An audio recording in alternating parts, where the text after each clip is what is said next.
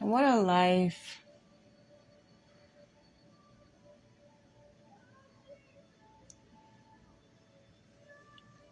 I was just reflecting over the past week how there's only been like a few men in recent times that I've been like head over heels about, And it makes me ponder because I do a lot of self-reflection, critical thinking. And it just makes me ponder. Is it really a crush? Like, is it really a person that I'm truly invested in and that I truly would actually invest my time, energy, and focus in? Or it's just idealistic? Like what that person represents in your mind's eye. Not that they necessarily are that person, but maybe it's just who you envision. And so I think it fuels the idea of who this crush is. Like it fuels the feeling that the thinking about the crush gives to you when they're kind of like a distant idea as opposed to an actual reality. It makes it that much more exciting, I think.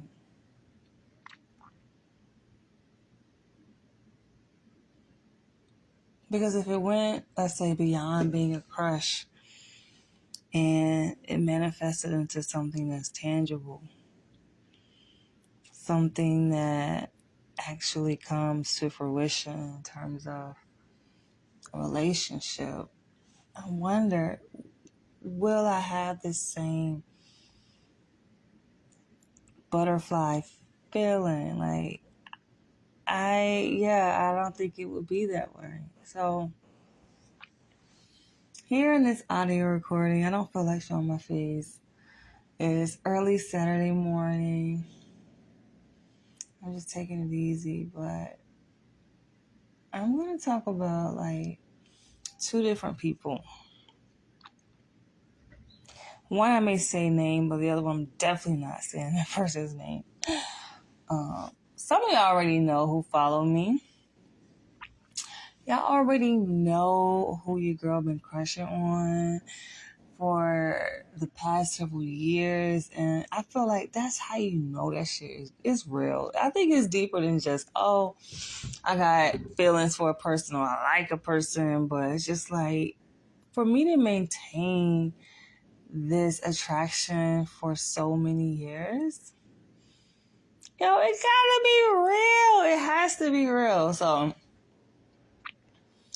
the funny thing about how this came about was I was actually in a relationship dating a guy I met in New York City in 2014 when I first moved to New York. And our first date, we actually went to his place. And we spent like some good quality time together. And we were watching the Hidden Colors documentary series. And of course, Dr. Umar Johnson was featured in that series. And I'm listening to him speak and, seeing that he's a psychologist, I'm like, I identify with him, obviously, because that's my line of profession. And I'm like, caught my eye. And I ended up moving to California, to LA in 2016 to pursue my doctoral studies. Something I always planned to do, right? And me and my partner, we ended up separating. But I remember like I began to really sink my teeth into what Dr. Umar Johnson was saying, was teaching. And I was like watching a lot of his videos, like getting to know his mission and more so him as a person, right? just analyzing him, learning a lot about this guy, right? And one day, just kind of out of the blue, I was prompted to make a video. And it was a joke, right? Because sometimes I like to play around. I can be a playful person at times, right? So I made this video to say, what if, and I say, how did I title it? Did I say, what if I could be could I be Dr. Umar Johnson's wife? That's what I did. I said, could I be Dr. Umar Johnson's wife? And like, I swear it was a joke. I'm like, it was just for fun, just to get people's reaction, because I noticed that people get activated when I would talk about him on my videos, talk about my response, my reaction to, what his teachings are, what his mission is. And I just did it to really get a reaction out of people, right? And also to kind of have a discussion about that. Not that it was an actual fantasy at the time. And when that happened,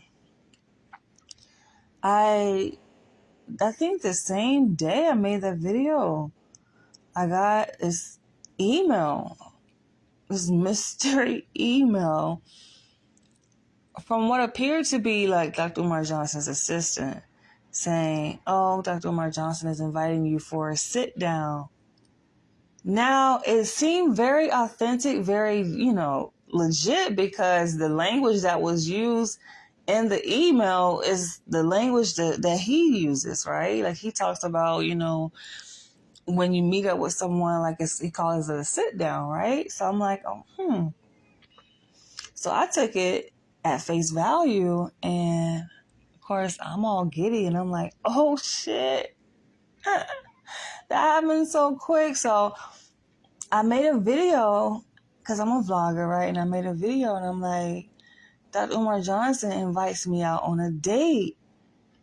And then from there, oh my gosh, things blew up, right? Went viral. That shit get back to him so quick. And he immediately responded to say, oh, I didn't send her that. I don't know who this woman is. She's a beautiful woman, but please tell her sister that I didn't send that email. It was one of my trolls that sent it. And I'm like, okay, that could be true. But I was doubting the truthfulness of it, because I'm like, something's not adding up. It's just not adding up. Granted, I feel like, why would he have a need to say, oh, I did not send that? Because you know how I know? I knew that he did send it, but I realized that he didn't want to go public with this whole invite on a date. I understand that, right? So after that happened, where he went public and denied that he sent that email invite, the invite via email for the date, of course, I went live because people were like attacking me. Like, I was getting attacked by people from his Instagram, like people that follow him, because he had made the post on Instagram. People were attacking me and just calling me out my name and saying like, oh, I'm thirsty and I'm desperate. And I'm like, are you kidding me? And for the longest, I had been like avid supporter and follower of Dr. Umar Johnson. Like, he had shared some of my videos that I made to promote him. He shared those like on his page. I didn't even know he had shared them on his page. I just realized, like, wait, why is my YouTube channel blowing up? I got like a bunch of followers, like hundreds of followers within a matter of like a day. And then I came around to, I think, his Facebook page, and I'm like, oh, he shared, this is why. I'm like, he shared my videos. And I thought that was interesting. And so I knew he had been watching my content based on that, right? So that's why I found it like funny how he's like, no, I didn't say that, when I'm like, I know he sent it, but he just didn't want it to go public. But it was still kind of hurtful because I'm just like, damn, shit done got real. And so from that, I just kind of fell back. And I'm like, I kind of fell back from even mentioning his name, like in my videos, even though I was still like watching him, following him. But that's like a little side story, right? So I say that to say, like, setting the foundation in terms of how I came to know him. Granted, we've never met, and I don't think we ever will meet. I don't think I want to, because I'm a kind of person, like, I'm low key, and I don't like drama. I don't deal with that. I made a video about, who I am, where I'm from, and that kind of set the context. Like, I don't get caught up in like things like that, right? And so some people ask me like, oh, have you ever met him in person? Will you ever go to any of his lectures? And, some have even said, oh, you should be at his, like, because he had a few events at the school that he's building. Like, oh, you should go. Why aren't you there? And I'm like, nah. Because people like to keep up the drama. And funny enough, like, even though, yes, I make content, I vlog, I'm really a writer at heart, but, with this new age technology and social media, it's just kind of evolved. My writing essentially has evolved into me vlogging, right? Just writing in video format, essentially. But I am a writer. So I think before like this whole advent of going live and social media, I know I probably would definitely have more books published, but I just take to just producing videos. And this is my form of writing, my form of expression, my go-to. So, yeah. Even like after that and around that time, right, when this was happening, it was a lot. It was a lot of attention on me, on Dr. Umar. People saying, oh, y'all should meet, y'all should link up. People wanted it more for themselves than for me. And even to this day, I got people like messaging me, oh, you and Dr. Umar, y'all make a couple, y'all should link up. And I'm like, And the weird thing is, because I am a very intuitive person, so I can tell when there's like a gravitational pull between, like a natural, organic gravitational pull between me and another person, right? Especially like a romantic interest. And I would definitely feel that between myself and Dr. Umar. And I know we would be we were to come together, we would be definitely a force to be reckoned with. He's already a force in of himself, and I know I'm a force in of myself. And I know that our ideals align with each other, our political interests and attitudes, are in alignment with each other. So I just know that we will just take off. But at the same time, I think sometimes it's just best to kind of love a person from a distance, so to speak. And that's why I started the video by saying, like, I think the feelings are stronger when the idea is more of a distant reality than an actuality, right? And it's just kind of similar to the belief that, how some men or even women will say, when they meet a person of the opposite gender that they like, they may say, oh, well, let's just like be friends. Right? Some guys feel rejected, like, oh, she put me in a friend zone, but it's really a protected zone. That's what it is. It's a place to know that, I cherish you zone kind of thing. I cherish you so much to the extent that I know it's in our best interest not to take it to a quote unquote another level.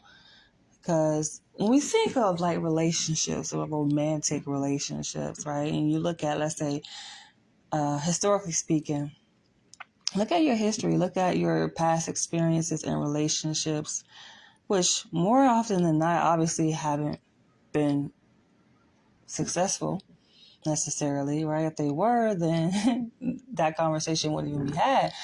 But the fact that they haven't, it speaks to a pattern, right, that is likely to reoccur. Because patterns repeat themselves, essentially. And this is on both ends, right? Not to blame women, not to blame men, but it's just like knowing that patterns will repeat. What's going to be different, right? And your new relationship compared to your previous ones. And so sometimes subconsciously or even consciously, right, people will be mindful of that. And knowing that, okay, if I enter into a relationship, a covenant relationship with this individual, it runs the great risk that is not going to work and is going to go to pieces, just as the previous relationships have, right? Like that the person has been in. So they say, all right, well, let's just be friends, right? That's why I say that it's more of a protected zone, a safe zone. Because you think of friendships, like friendships sometimes can last a lifetime. Yes, friendships have their ups and downs, but what is more risky? Just think about like the death, the dynamics within relationships. Like what is more risky, more volatile? Usually it's the romantic part, right? What makes it that? The stronger emotions are involved, and I think it's an overlay of certain preconceived notions and beliefs about, and expectations. There you go. Expectations about relationships and how they should be, what should happen based on how we've been socialized, and all that shit is just garbage, right? It should really be thrown out the window. And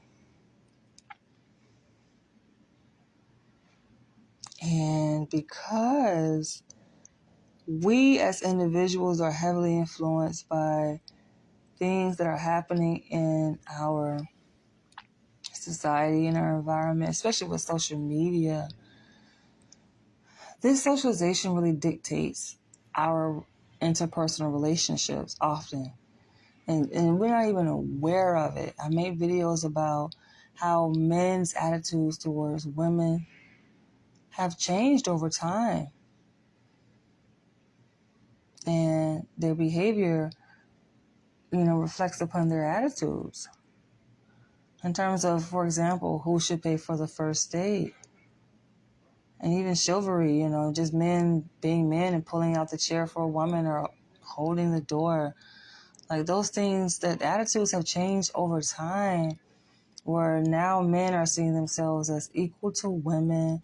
Women should work. Women should contribute 50-50 towards the bills. And on top of that, carry the children, be a good mother.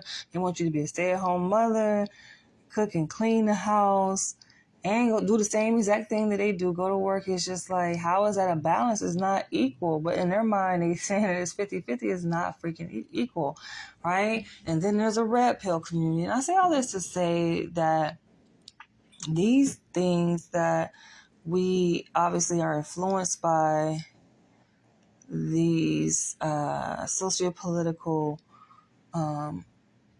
influences on men-women relationships, just adds an extra complicated piece to entering into a relationship with the individual that does not seem to exist in like platonic friendships. It just doesn't. I feel like people, men and women, have more of a governing authority over like platonic relationships, more so than romantic relationships. I can just see it. It's just like the socialization is at play in full effect when it comes to romantic relationships. And that's why I think I have subconsciously and consciously chosen to just remain single, because I see it. People don't see themselves, but being that I study behavior, I come across men, right? I make myself available in terms of dating, because I like to explore and see what's out there. But, just from my experience, I can see the programming at play. And I talk to men that I date, that I meet, and I'm like, yo, that's not your thoughts. That's just your programming. And it's sickening to see that. And I know it's a program because it's a common thread, right? It's a common thread that I see, not just within one individual man, but like across the spectrum of men. It's like, damn, y'all socialize. That programming runs so deep. And it's annoying. I'm like, where can I find an individual thinker, right? But you get that in the context of like friendships, though. They're not being guided and controlled and dictated by these socio-political norms, or what have become obviously the norm in our society of ways of thinking and attitudes and belief systems.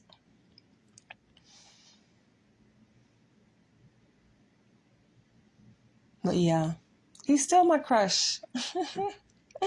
He's still my crush, but I think it's kind of evolved over time because he's evolved, and seeing like getting to know him obviously through a screen, right? Because I haven't met him in person, but just I've seen him definitely in dreams, like, and I've talked about this too in my videos, how like I've had dreams about us meeting. We've even come to the point of being intimate, not through the completion of it, but just like the foreplay of it. And it's just this mystical feeling. But yeah, I not that I've lost interest, but I felt like my attitudes and feelings towards Dr. Umar Johnson definitely have evolved. And seeing that his attitudes have shifted. Yes, he's still on his mission, but I've said this before. I don't like some things that he says, about the whole politics over Punani and what's the other revolution over romance, and this whole like slang that he's come up with, because I feel like it's objectifying women and to create this dichotomy between the movement and him positioning himself with a woman. I'm like, how is that separate? It's not, right? You being with a woman, a black woman that is a part of the revolution. It's not separate from, what you are set out to do as far as being a revolutionary Pan-African leader. So yeah, certain things I take offense to, but I get that he says certain things I think it's just for a reaction out of people, get a rise out of people, and it's funny, it's entertainment, but yeah, it's a lot of things I feel like I'm turned off by when it comes to Dr. Umar Johnson. A lot of things turn me on, like for me, and this is just a constant, like in terms of speaking to the kind of men that I'm attracted to, which will take us into me talking about my next crush. I'm not going to say his name, but I am very much attracted to men who hold power, and that power is a factor of intelligence, wisdom, and that he possesses, yo. Dr. Umar Johnson is smart as shit. He holds a wealth of knowledge, of information. It's just like, God damn, all you do. He has to just sit home all day and read. He's studied. You can tell he's well studied, which reminds me of myself, because that's all pretty much my life has consisted of, just kind of being in isolation and reading hella lot of books, from far back as I can remember. That's just how I've always been, just kind of isolated into myself and learning. Like, I'm a lover of knowledge, of wisdom, of information, and that is the most sexiest thing to me. If a man has that, like, if he has that quality, he embodies that quality, it's just like, damn, he got me. And now we're able to connect, right, on a psychological level first. And I like that Dr. Umar, he's spiritual. And he is political in the sense that he is not brainwashed. He did come up in, I think, in the household, that type of upbringing where his father was Muslim, his mother was Christian, but with educating himself and through his own spiritual journey, he has detached from the brainwashing, right, the socialization of traditional religious indoctrination. And it takes, I think, a critical thinker, not a person who is just going along with the go along, right? As most people do as they progress through life and develop. They inherit what has been told to them by their parents, right? And then they internalize that and then it becomes their belief system. But as adults, we have the ability to think for ourselves, to ask questions, right? To think critically. And I pride myself in that, and I pride other people who do the same. Like, I admire that in other people.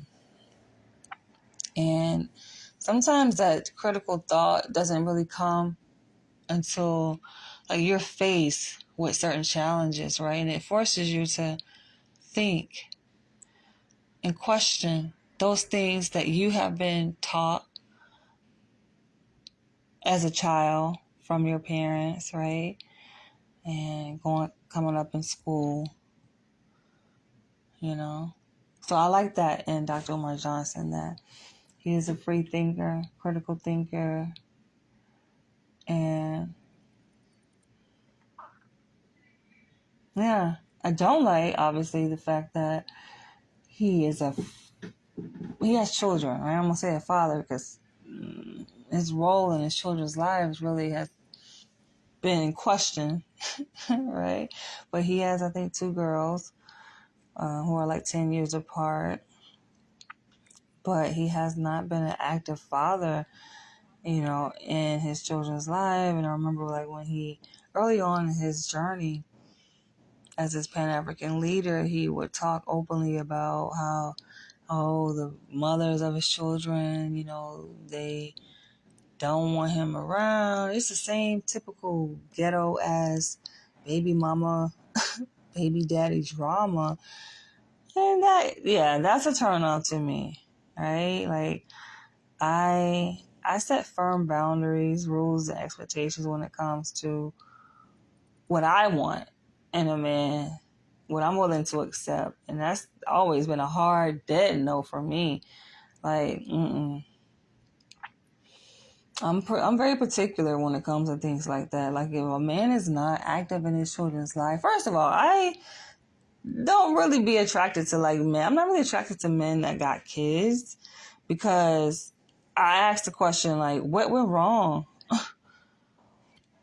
And I like to see like, okay, what is their attitude towards their baby mom, right? Like, what's the problem? What happened? And I listen to them and they come with this attitude of pointing a finger. Oh, she did this, that, and the other. I'm like, nah, that shit ain't gonna work. I always say that because women are women, men are men. And if you as a man have not progressed to the stage of taking your own individual responsibility over what happened, why should I even be interested? I'm not. I cannot even be interested because patterns repeat. It's like this is the part where I think a lot of people just don't understand. They think, oh, I'm gonna get with another person and things are gonna be different. No, it's not. We all are socialized in the same society. So I tell men often, like, yo, whatever issue you had with her, you might have worse with me because, listen, I'm a woman too.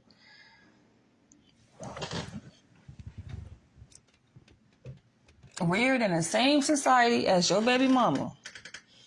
So more often than not, we have similar attitudes when it comes to different things, right? That may have contributed to conflict that you and her had, and if y'all weren't able to work through y'all conflict, what makes you think it's going to be different in a relationship with me? So these are the conversations I have with men.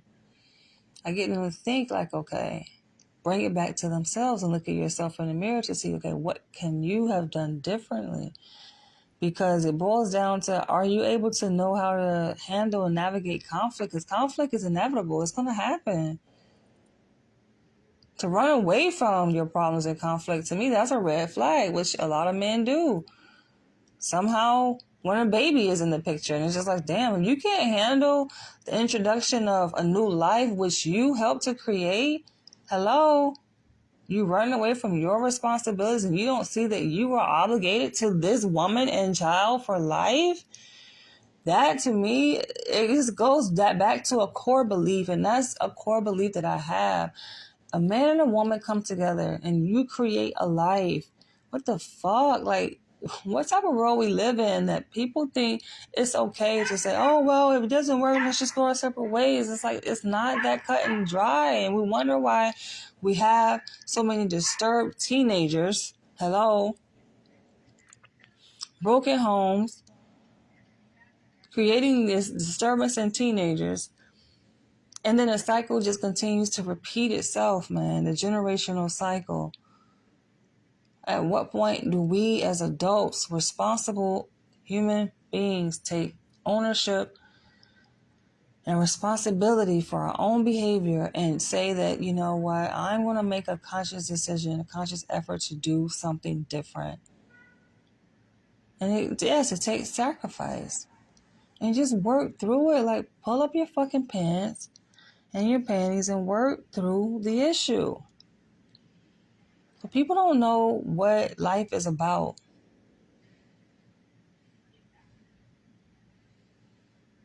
People lay down and have sex, which is something very sacred and spiritual, bring a baby, and, they minimize the seriousness of it.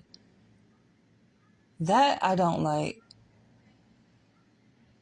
That I take issue with.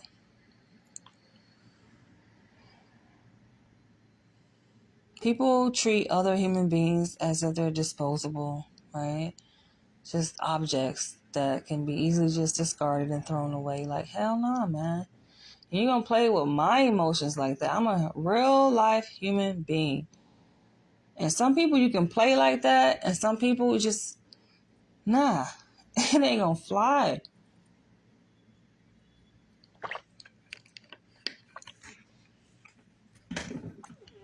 As an aside, I'm thinking about many conversations I've had over the past week with varying people at my job related to my decision to leave.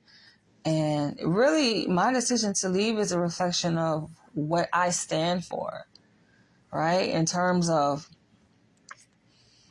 I'm not with the bullshit, man. You have to set boundaries, right? And the thing about me, I'm a very loyal person, but if you realize something is not reciprocating upon what you're putting into a thing, it's unhealthy. It's a two-way street. But that's a separate conversation, but it's just like, nah. You have to be met with other people, right? Who understand and see what you see. Right now that you have to agree on everything, but we at least have to come to the same shared belief that this is something serious, right? And for me, I hold marriage, I hold, romantic relationship. So I look at it as a spiritual union. Definitely bringing a child into that. I hold that very sacred. My life is freaking sacred. So the only way it'll work is if the other person views it the same way. And if it's so sacred, then you're not going to easily throw it away and say, to hell with it.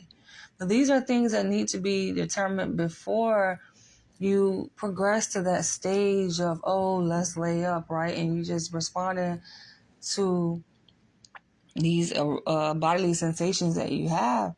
because getting aroused or being horny, that's one thing, but have you thought deeply about what's happening in your body and what does that mean?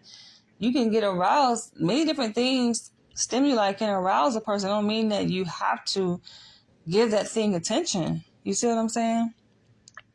So that's the issue that I take. But yeah, I definitely like men that are in positions of leadership, of power, leadership, to whom much is given, much is required. So it's a lot of responsibility. Men that lean into responsibility and not running away from it when problems or issues arise.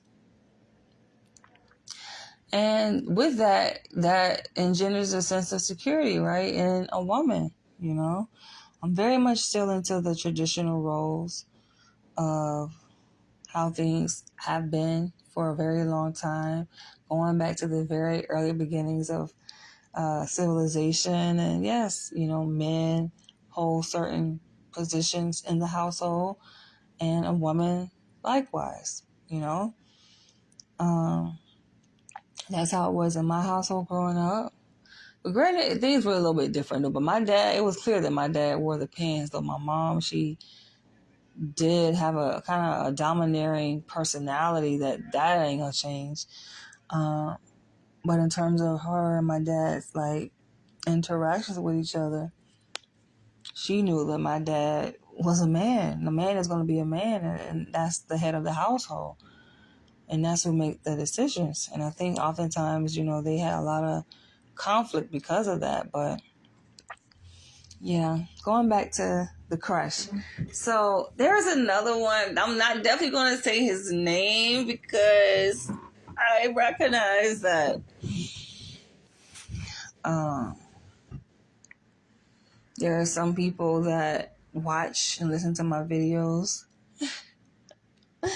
that definitely are connected to this person. But yeah, I'll just talk about how it came to be. So this person entered my life in the past, it's been 4 weeks. And when we first crossed paths, I looked at him, right? Because I was introduced to this person. I'm just like, damn. Oh, okay. I'm like, oh, okay. And it made me think, wait a minute. I'm at a crossroads where I'm making changes in my life, right? And those changes definitely don't include certain people, right? And so it made me think, wow, what a interesting crossroad. What an interesting time that we cross paths, given that I'm making these changes in my life. And I felt something. It goes back to a feeling, but it's not. I mean, it's something you feel, yes, in your body, right? Something I felt in my body, but it's also something I felt on a spiritual level too. This connection is just wow, okay. But I didn't think much of it. And then this person did a few kind gestures. I'm not going into detail, but did a few kind gestures. And, for me, just the way my mind works, I can be very concrete in my thinking, which I've been criticized on, in meetings with past supervisors. When I lived back in LA, they would say, oh, they would put this in my evaluation to say that I'm a concrete thinker. I don't think abstractly about things, and it can interfere with my clinical work and blah, blah, blah. And I'm like, bullshit, but whatever. But yeah, I always knew that about myself. I'm a very matter of fact person, straight to the point.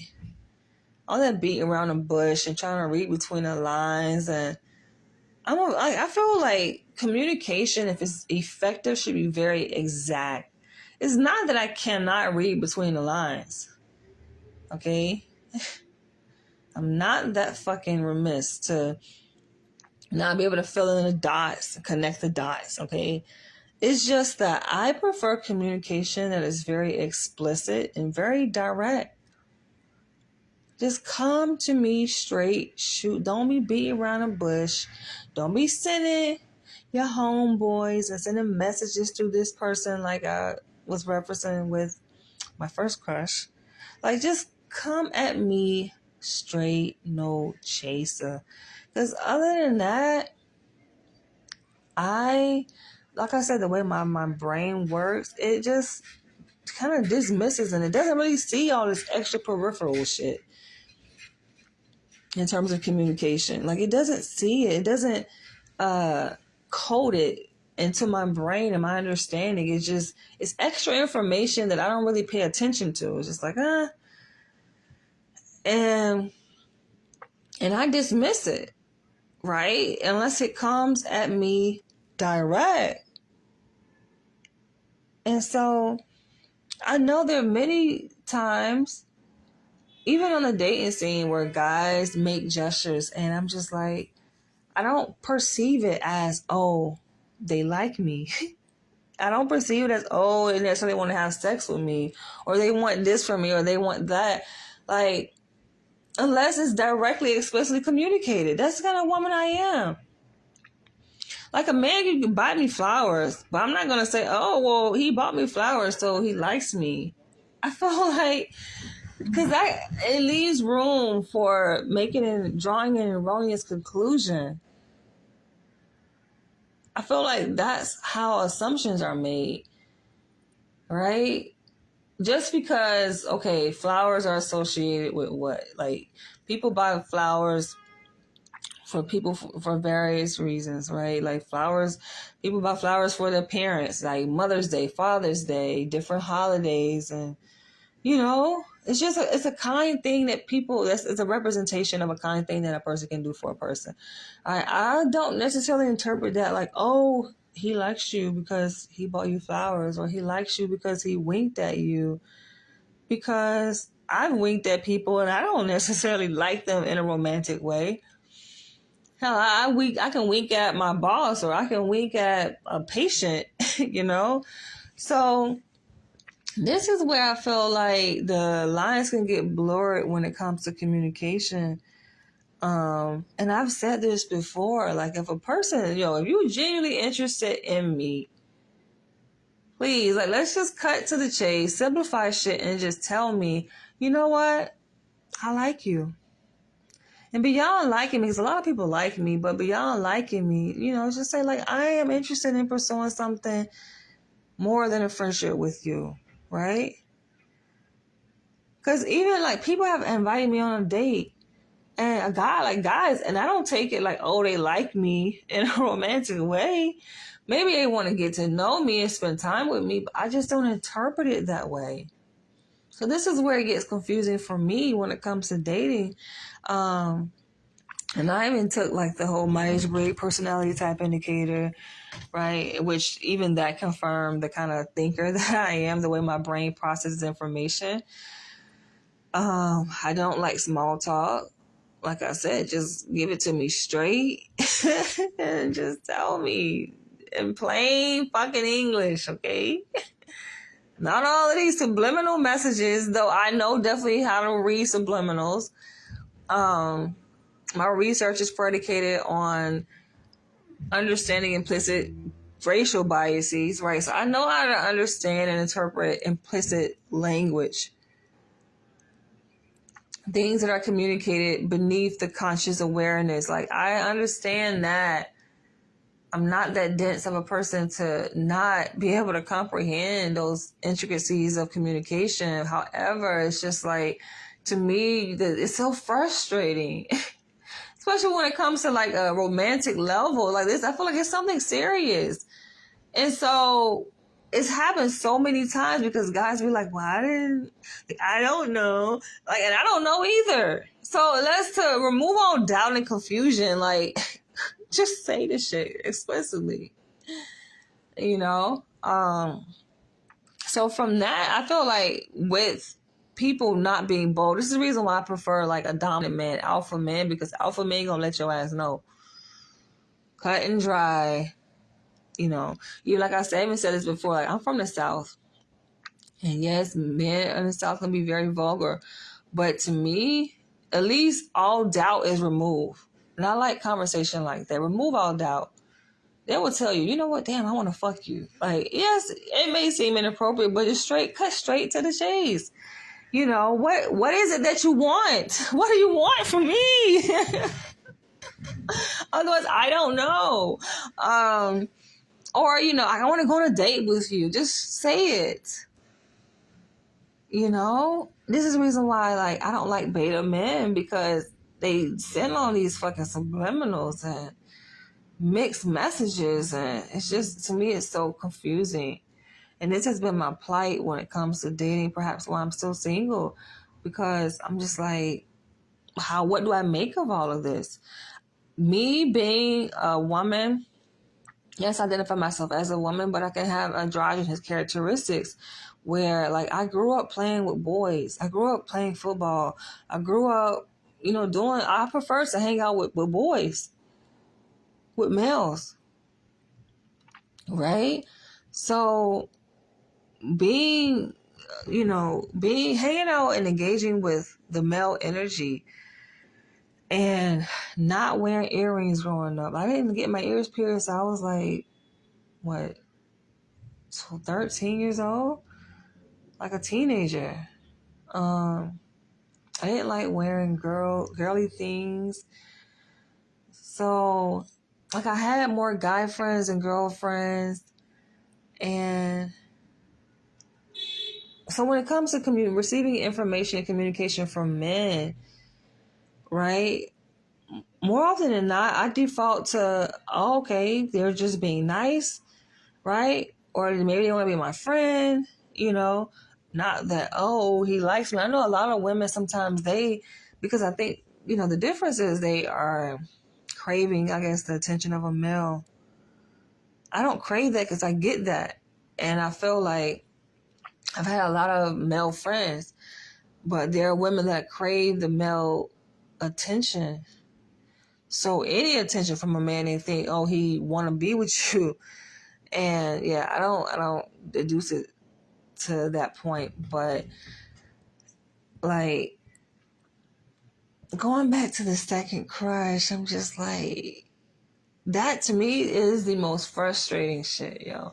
That's why I'm glad. I'm glad that I'm in a place where I'm getting ready to leave, because imagine me staying in that dynamic with the person that I know that, yes, I'm attracted to this person. I don't know if they're attracted to me. I don't know. I know this person calls on me a lot and, you know, calls my name a lot, and I don't take that as, oh, they like me. Maybe they see that I'm a very helpful person. I even had this conversation with like my colleagues.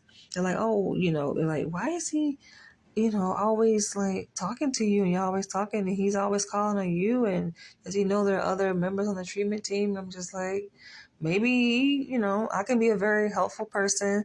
I can be inviting, right? I don't take it beyond that. I just look at it like, okay, there are certain people that you feel comfortable talking to. Don't look at it as anything above that, right? Even at my previous hospital where I work, you know, I work with, you know, a psychiatrist, and he would do kind gestures, you know, for me. I didn't take it like, oh, he likes me like that, or he's interested. Number one, a man is married. I know some people may say, oh, well, married man doesn't mean nothing. But I respect the sanctity of marriage, and I never looked at him like that, right? So why would I think that he's looking at me like that? Granted, though, I did have a dream. And I dream every time I fall asleep. And so a lot of things that I feel are like question marks in my reality sometimes are made clear in my dreams. And so I did have a dream when I was working at the other hospital about this psychiatrist. And It was some sexual shit happening in the dream, not only with him, but also the male nurse was um, he was a head nurse on the team, and I'm just like, interesting. But I found it awkward, and when I returned to work after I had a dream, I was just like, okay.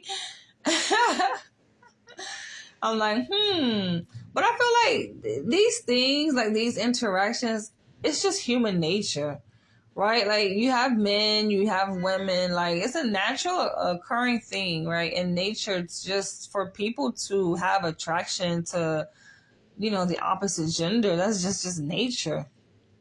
Or it may get aroused, by certain things. And scientifically, I don't wear deodorant, right? So they say like, when you don't wear deodorant, you're naturally we already release like pheromones, right? And those things are perceived, like we can be able to smell and perceive the chemistry of other people, right, in our immediate surroundings, and those things that perception then can be activated and activate other things like such as sexual arousal in people. And maybe that could be at play, right? It could just be a number of things that could be activating our senses and sensibilities within each other, and that's natural. Apart from that, I don't necessarily take it to the next level of, like we should do this, right? Or this person's interested in me, so this is gonna happen. Like, nah. For me, I always look at like this, especially if it's in a certain context, right? So I'm at work. Work is work, right? I'm in a professional zone. I'm not thinking about none of that going down, because it can be a conflict of interest. Though it could be exciting too at the same time. Could you imagine? There are people that do it though. Like I've heard stories of people like having sexual relations with colleagues, or even just like something serious like dating, and even some have went to the point of marrying. But I don't know. I guess because I know that I'm just such a like sensitive individual, and my relationships, and I tell this to potential partners, right, which they find to be kind of shocking. And I have to give them a heads up, like, yo, yes, I'm attractive. Yes, you like me. Yes, all these things are true, but being with me, you gotta be prepared to have an adventure, okay? To have an adventure. I know I can come off, I think, to most people like, oh, she's calm, she's laid back. Yes, I am. I haven't had this conversation with a colleague yesterday, and she's like, oh, I didn't know. We were sharing certain experiences that kind of overlap between us at the place where I work. And she's like, I would have never known. I'm like, yeah, because I know how to stay face. And I guess I've just been trained so well to continue to wear this professional coat. So people, you just won't know. And I'm a private person too. But when you get to know me, when I unveil and pull back that veil, I describe myself as being fun. It's very exciting. Being with me, I know that a person, like, it's a very unforgettable experience. I can definitely say that. And in the early phases of a man, like, getting to know me, what they experience, what I see that they experience is like they are challenged. They feel challenged. Some even to the point of just feeling anxiety, being provoked, like anxiety provoking experience, which I don't really intend. It's not like my deliberate intention, like, oh, to instill anxiety or fear in an individual. But that's I guess from the interaction with me, that's what is elicited, and that's what comes about, you know? And for those men that have a backbone and are able to, or curious enough to want to proceed, right, past that point, and they do, and it goes deeper and we become somehow intertwined, it's just like, it's some, like, how can I explain it? It's just, the love is deep, you know? And we both, I think, enter into this space of transformation where neither one of our lives will ever be the same. That's just how it's going to be. I do realize, though, and then thinking about crushes, like, I realize that having a crush on an individual is a feeling, right? And I understand feelings, like they say, are, you know, aren't necessarily permanent. They come and go. What you feel in this very moment today, you may not feel moments later, the same day, or hours later, or the next day, or the next year, right? Emotional states change.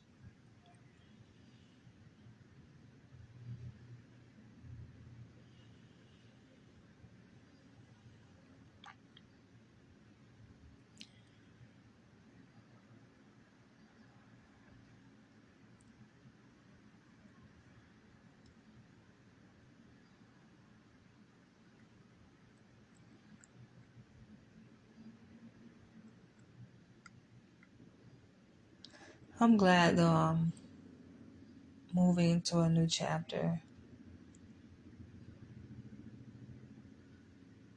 And I met with, like, the clinical director yesterday, and he's like, "Oh, don't leave, stay. Don't leave." And I'm like, psh, nah. I've had another colleague tell me, "Oh, I think you're moving impulsively. Your decision you made, like, what make you think that?" I am so calculated when it comes to my life decisions. I think it happened so quick on their part, like them from the outside looking at me, seeing that this is happening. They didn't see it coming, maybe. They should have, though, because I think the issue is people don't believe people. Like, for the longest, there are warning signs and people talk about, you know, their attitudes, their feelings, they express themselves. People really just don't take heed to it. But then when the person acts on it, then they're like, "Oh, you're impulsive. You're acting like," no, this is something I've been fucking planning and thinking about for the longest.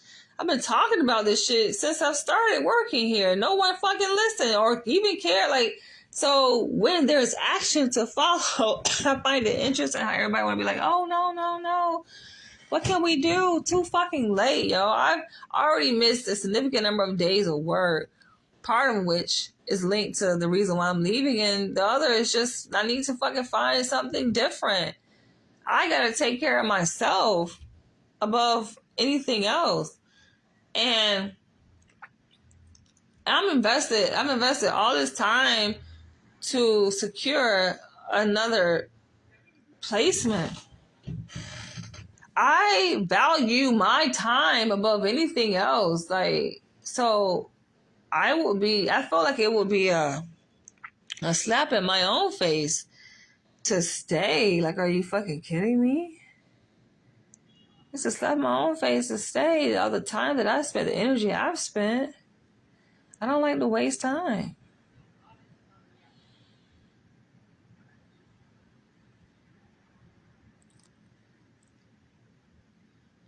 And above that, I have a fucking point to prove, man.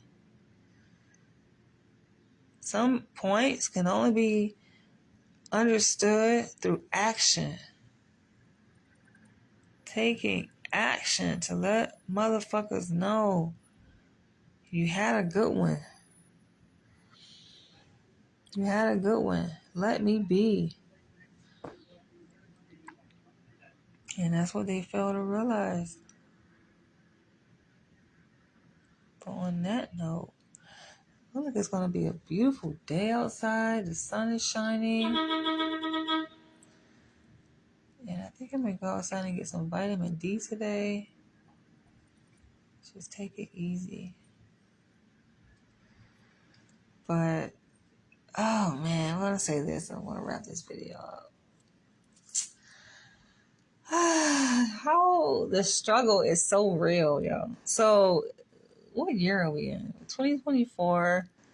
My last sexual experience was like January 2021. So we're talking about over 3 years, right?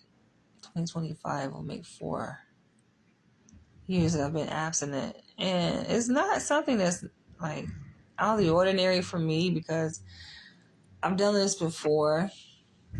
Intentionally and unintentionally, just not having sex, going many years without intercourse.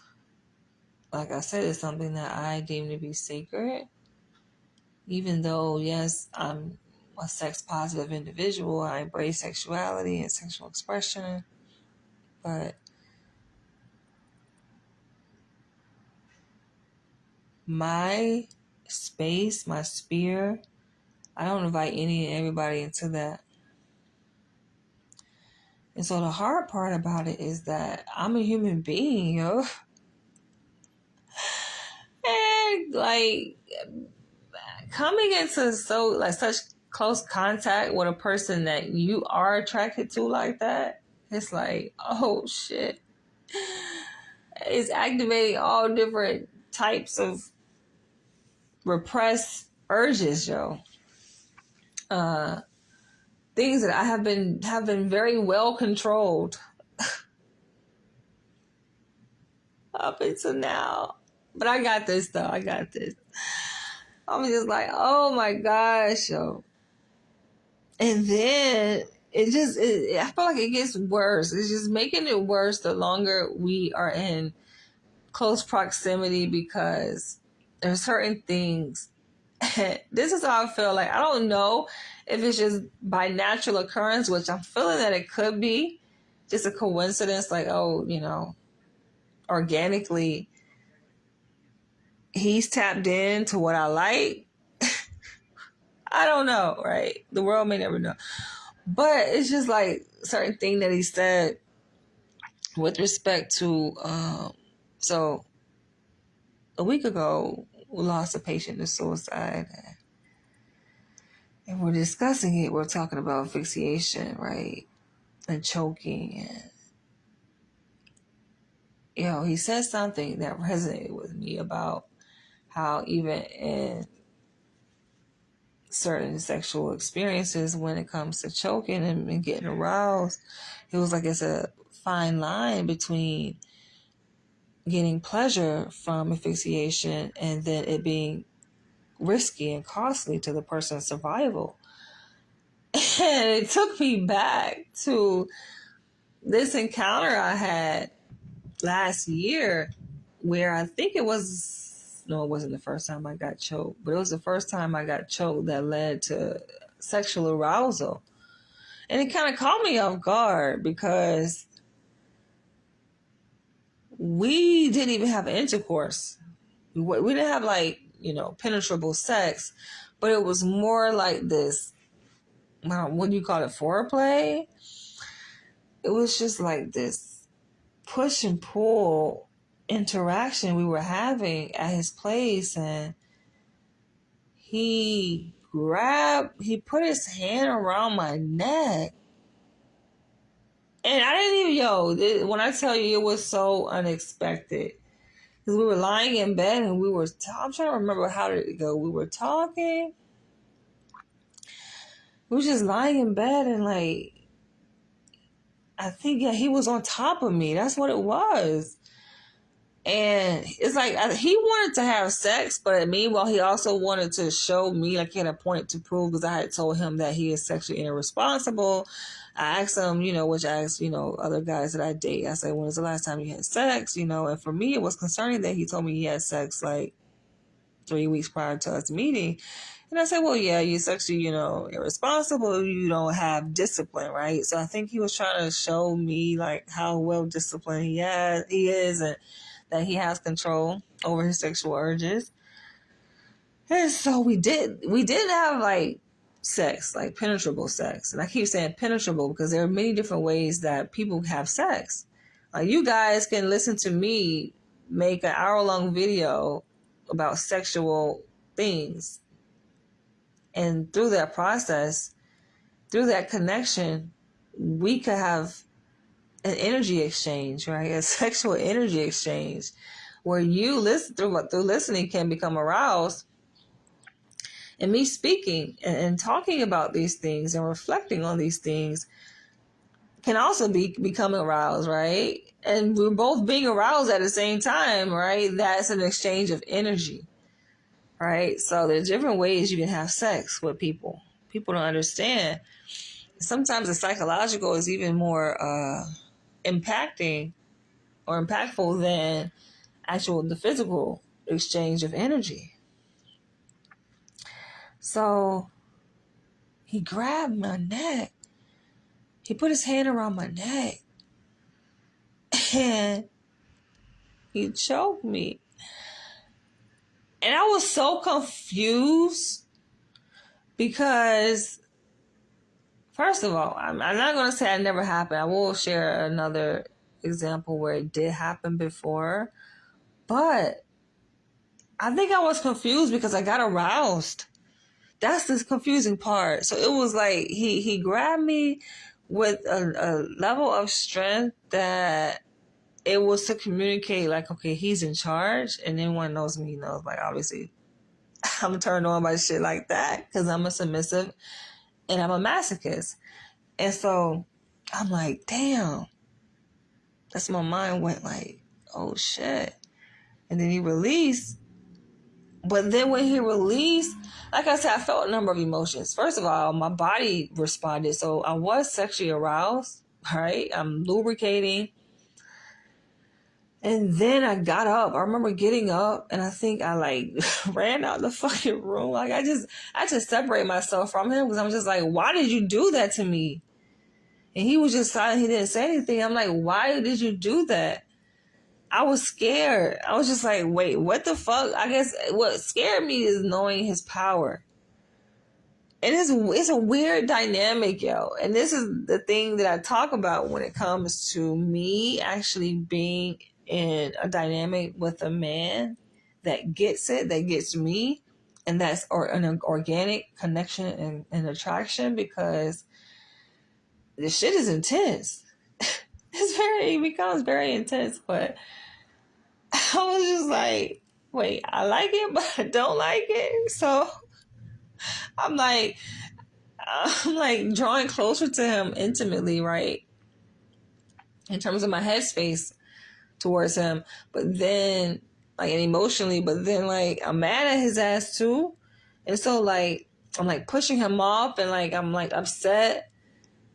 And it kind of created this distance between us. And then, of course, we talked about it afterwards. And I'm just like, what was that about? And he's just like acting like it was just a casual, regular thing. Like he just gave me a cup of water or something. And I'm just like, yo, you fucking choked me. And he was like, well, do you like it? I was like, honestly, I don't know what the hell to think. Because I know my body responded one way, but then I'm thinking back, like, in my rational mind, I'm just like, yo, do you know me like that to be fucking doing that shit to me? And did I ever say that I like being choked? I don't think I ever said that. I said a lot of things about what I like. I don't think choking was one of them. Which takes me back to another time that I was choked for real. And choking, by the way, like, from that experience, I learned that, okay, it can be arousing, but I don't think that would be one of my go-to activities. Like, I can uninhibitedly say I like to be spanked. And I like bondage. Without a doubt, I know I like those two things, right? And I like exhibitionism, right? But I don't know if I can confidently say. I'm like, because I feel like that's a deeper level of fucking submission. That's a deeper level. I mean, a deeper level of submission obviously requires a deeper level of trust, right? So, there. I'm like, I gotta really, really trust your ass, and we gotta really be in a space that warrants you being able to do that to me. But yeah. Yeah. So the other one was like in the context of my last serious relationship with the guy I met when I first moved to New York in 2014, and then we later moved to LA. So he was like a natural dominant guy, but he had some tendencies, like fucking abusive tendencies too, which I did not like. Like domination, consensual domination is one thing, right? When I speak of domination, I'm saying not just sexual, but psychological, all of that, the whole shebang. That's one thing, but abuse, listen, that's a whole other thing. It's a fine line between the two. And in my right mind, I would never consent and agree to being abused by any fucking body, right? And so, yes, he had like abusive tendencies where there were moments that he would lose control and he would take it out on me to regain his control back. And so we had got into a disagreement. We were living together in the Bronx, and we had got into it was something I don't even know what prompted it. And like we were in the bedroom, and he like got on top of me and was choking me. And it wasn't, wait, I'm trying to remember. Did he put his arm around my neck? I can't remember, but I know that he was blocking my passage, my air passage. So he put his hand over my mouth and yeah, that's what it was. Cause I was screaming because he was like grabbing me and like hitting me. So I was screaming and like he was on top of me trying to like quiet me down, but I couldn't breathe. That's the wrong thing to do. I couldn't fucking breathe. So I'm like fighting back and I'm screaming and I'm like loud. The neighbors can hear. So they end up calling the fucking NYPD. That's a whole nother fucking story, yo. But long story short, like the NYPD showed up and my ex, who was from the military, like he is super fucking clean, OCD. So like they come to the door, knock on the door, they come in. He tells the NYPD they need to take off their shoes. Like this motherfucker is that crazy. And they actually about to do the shit. Like take off their shoes to enter the place. They come in and they like saying, "Oh, you got a nice TV. This is a nice big screen TV. It is huge, probably the largest size fucking flat screen there is on the wall." They paying attention to that, right? And I'm just like, these motherfuckers. I was so pissed. But yeah, he didn't go to jail, by the way, because I told them that I didn't necessarily want him to go to jail. I just wanted like to feel safe, essentially. But I'm just like, what in the entire hell, yo?